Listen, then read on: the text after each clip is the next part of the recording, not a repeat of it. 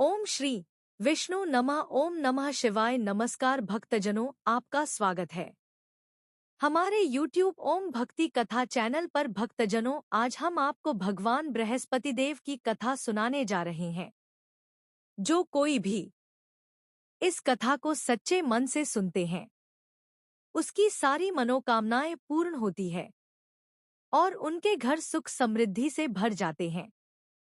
परंतु भक्तजनों, अगर आप वीडियो पर नए हैं तो वीडियो को लाइक करिए और हमारे चैनल को सब्सक्राइब कीजिए।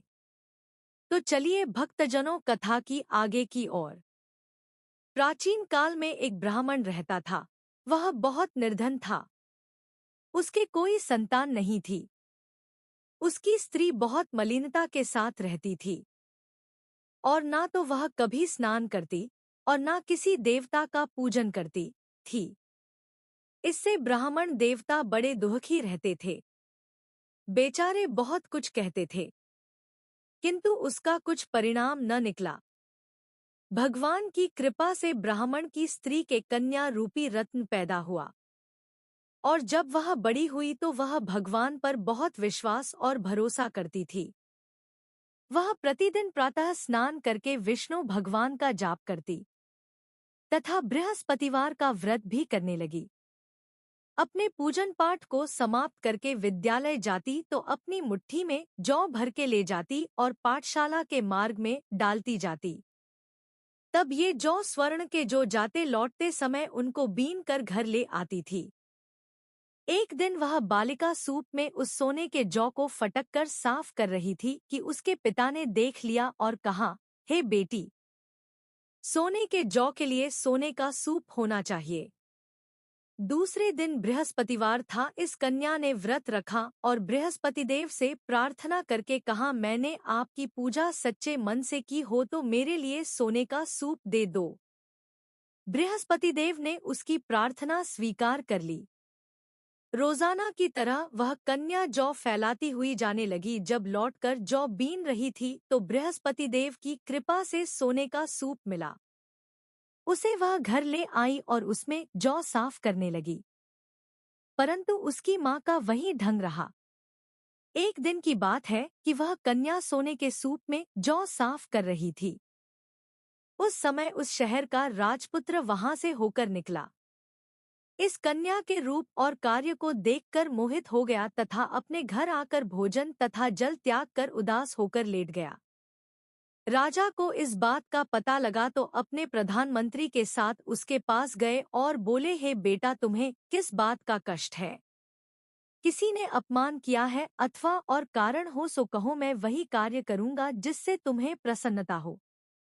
अपने पिता की राजकुमार ने बातें सुनी तो वह बोला, मुझे आपकी कृपा से किसी बात का दुख नहीं है। किसी ने मेरा अपमान नहीं किया है, परंतु मैं उस लड़की से विवाह करना चाहता हूँ जो सोने के सूप में जौ साफ कर रही थी। यह सुनकर राजा आश्चर्य में पड़ा और बोला, हे बेटा, इस तरह की कन्या का पता तुम ही लगाओ। मैं उसके साथ तेरा विवाह अवश्य ही करवा दूंगा। राजकुमार ने उस लड़की के घर का पता बतलाया। तब मंत्री उस लड़की के घर गए और ब्राह्मण देवता को सभी हाल बतलाया।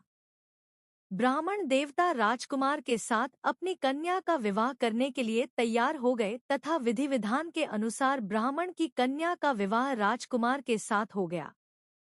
कन्या के घर से जाते ही पहले की भांति उस ब्राह्मण देवता के घर में गरीबी का निवास हो गया।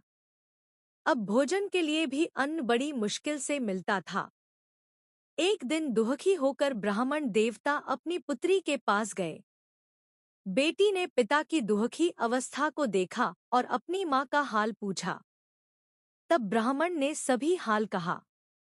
कन्या ने बहुत सा धन देकर अपने पिता को विदा कर दिया।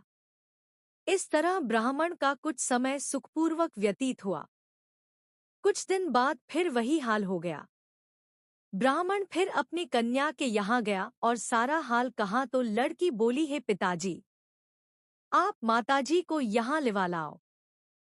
मैं उसे विधि बता दूंगी जिससे गरीबी दूर हो जाए।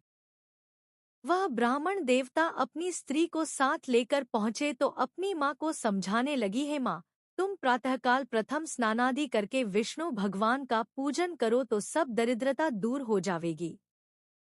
परंतु उसकी मांग ने एक भी बात नहीं मानी और प्रातःकाल उठकर अपनी पुत्री के बच्चों की जूठन को खा लिया। इससे उसकी पुत्री को भी बहुत गुस्सा आया और एक रात को कोठरी से सभी सामान निकाल दिया और अपनी माँ को उसमें बंद कर दिया। प्रातःकाल उसे निकाला तथा स्नानादि करा के पाठ करवाया तो उसकी माँ की बुद्धि ठीक हो गई और फिर प्रत्येक बृहस्पतिवार को व्रत रखने लगी। इस व्रत के प्रभाव से उसके माँ बाप बहुत ही धनवान और पुत्रवान हो गए और बृहस्पति जी के प्रभाव से इस लोक के सुख भोग कर स्वर्ग को प्राप्त हुए।